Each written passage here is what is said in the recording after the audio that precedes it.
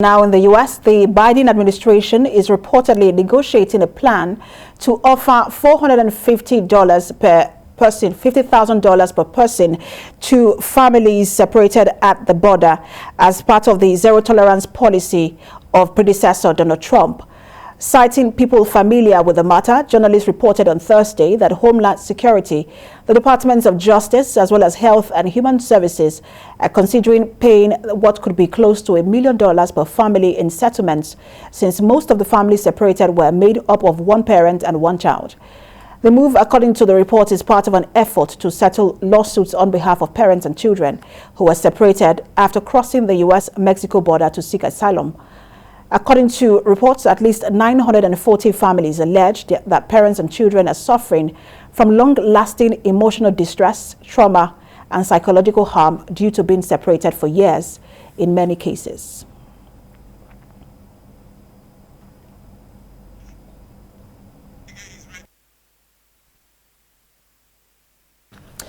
And to talk about the immigration policies of the President Biden administration, Global Affairs Analyst Ejike Opa joins me from Texas. Good to have you join us.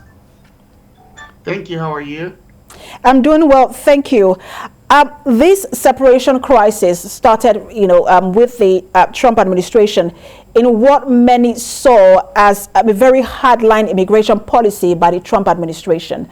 So talk to us about what you make of, or your view of Trump's or the purported decision by the Trump administration to settle these families, some sort of financial compensation for families that were separated at the border.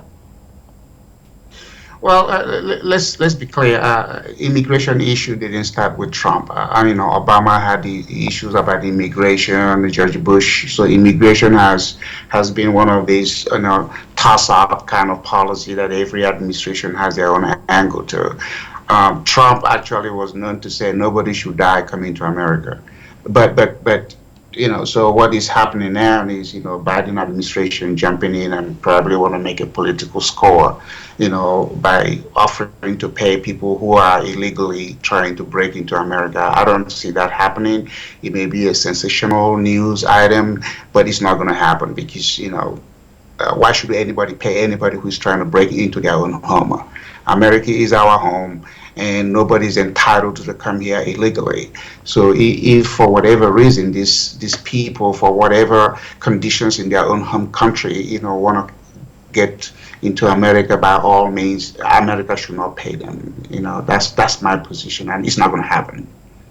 So we understand that immigration issues in America are quite a very difficult and a very divisive issue, quite frankly, because every side seems to have, whether Democrats or Republicans, have a very different view on how they should be handled, and it's been trickling down from president to president. But it was the Trump administration who started the separation of children from their mothers in May to June 2018. And it was reported that some of those children were taken from their parents or from their mothers and put in foster care when their mothers and parents were still alive. You don't think that a situation like that requires some level of relief or compensation for these families that could be traumatic? No, I don't think so. I don't think so. But again, who built the cages? Who built the camps? It was the camps were built during Obama. Let me even kind of inform you about American policy. There's a policy here, like if I'm abusing my child, their called is CPS, Child Protective Service. They will come to my home and they will take the child away from me and then put them in foster care. Nobody gets compensation after that. So why should somebody or people who are not even American citizens, because of the nuisance and of their own home country, come to America and demand to be paid when they are illegally trying to get into the country? It's craziness. It's nonsense. And the lawyers doing these things are just trying to make name for themselves, and they try to load the court, with all kinds of civil litigation. But again, it's going to go to the Supreme Court, however way it's going to go. And Biden is not like what happens in some other country. He's not going to write a check. This is American taxpayers' money, and so we're not going to let our taxpayers' money, be used to pay people who illegally. In law, you do not reward illegal activities with legal conduct. Paying them is accepting the fact that their illegal conduct is not acceptable but I think it shouldn't be the case. So we got to get back to where we have to have a meaningful immigration policy. Let countries begin to look at let people begin to look at their country as their home. People should not be allowed to break into anybody's home. And so immigration is not an entitlement. Nobody's entitled to go to another person's country illegally. So let that be the language, so that people begin to work with their own home government to make things right for them. I mean, didn't Nigeria kick out Ghana at the time? So are we paying people now in Ghana for emotional distress and stuff? No, we're not. So America should not pay this. The Biden administration is trying to make a political score because there's a midterm election coming next year. And so they want to say, oh, we're the ones that care. Everybody in America cares. But we should not reward illegal people with American money. That's going to encourage more people to come. Absolutely, Nigeria kicked out Ghana, if we were going to use the word kick out, in some time ago. But how that was handled has also been criticized. Just the way the South African, or some South Africans, the xenophobic attack of Nigerians in South Africa and other nationalities in South Africa has also been criticized. In the wake of the earthquake in Haiti, as well as the assassination of the president, a lot of Haitians started to move towards the U.S. They were returned. They were sent back at the border. Shouldn't it have been the right move by the Trump administration to say, look, go back to where you're coming from. You are not coming in, rather than take the children and the parents and separate them?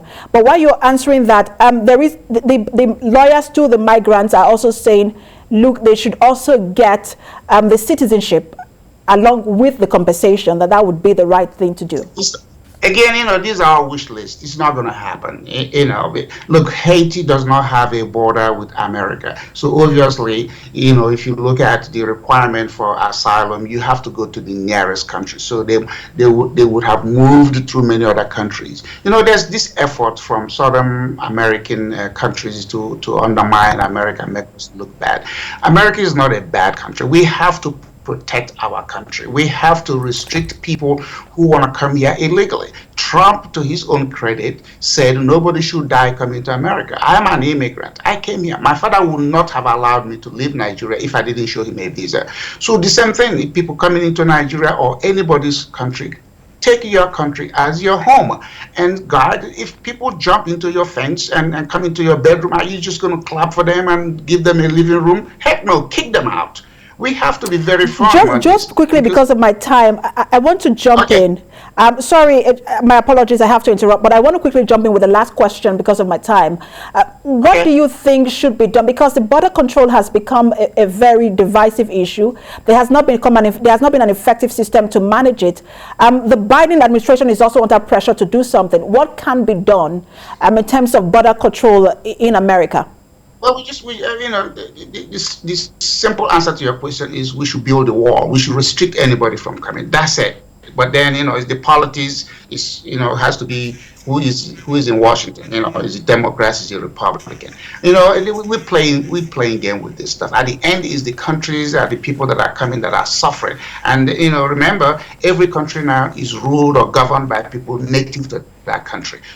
So if the Haitians are abusing themselves, it left to me, if I was an American country, I wouldn't do anything. If Nigerians are abusing themselves, I wouldn't do anything, because we're no longer in the colonial time when somebody other than somebody from your country is ruling you. Nigerians are ruling Nigerians, Ghanaians, Americans, Mexicans. So if your own person is abusing you, it is not my responsibility to accept you into my own home.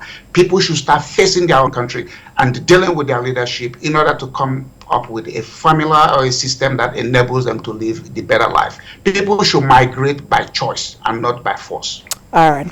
Thank you so much for talking to us, as always. Global Affairs Analyst Ejike Opa. I'm going to be in Nigeria soon. Hopefully I come by the studio. Absolutely. We'd love to have you. Thank you.